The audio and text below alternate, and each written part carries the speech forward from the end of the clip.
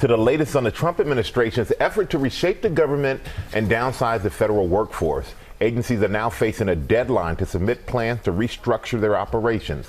Our senior political correspondent, Rachel Scott, is at the White House for us this morning. Good morning, Rachel. Michael, good morning to you. And federal agencies and workers across the country are now bracing for mass layoffs as the Trump administration moves into its next phase of its efforts to try to shrink the size of the federal government. This morning, the Trump administration directing all federal agencies to submit plans for large-scale layoffs and restructuring by March 13th. We're cutting down government. We're cutting down the size of government. We have to. We're bloated. We're sloppy. Thousands of probationary workers have already been fired. The president saying the Environmental Protection Agency could cut 65% from its workforce. We're going to speed up the process, too. Some agencies have reversed course. One day after the Department of Veterans Affairs cut $2 billion in contracts, the department reversing some cancellations that may have affected medical care and benefits for veterans, including safety inspections at VA medical facilities and supporting cancer programs. But the president has told billionaire Elon Musk to be more aggressive, inviting him to his first official cabinet meeting, surrounded by all his secretaries, asking Musk to speak first.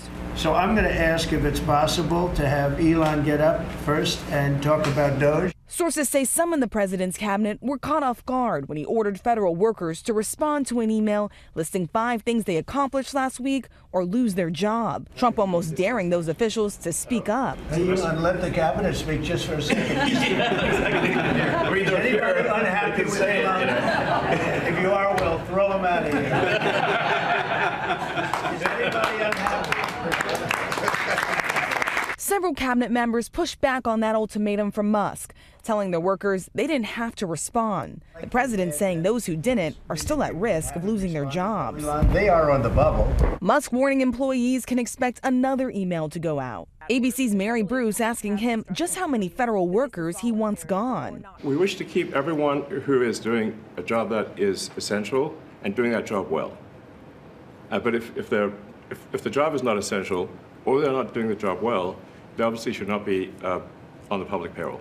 The Department of Government Efficiency is claiming $65 million in savings, but that's not verifiable. They haven't provided all the receipts. Democrats slamming the administration's efforts. What this really is just an effort to denigrate and demean people who are working hard. Some have worked as a career in the service of the country. As he looks to make those sweeping cuts, the Washington Post reports Musk and his businesses have received at least $38 billion in government funding.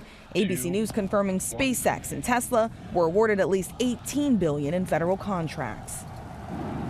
So today, the president is expected to meet with the Prime Minister of the UK, who is expected to urge Trump to continue to support Ukraine. Many of our allies were caught off guard when the president initiated these peace talks, starting with Russia first. But perhaps no one was more surprised than Ukrainian President Zelensky. He is expected to travel here to Washington to meet with the president tomorrow to finalize that minerals deal. And all of this, George, it's still unclear what concessions the president will ask Russia to give up, George. Okay, Rachel, thanks very much.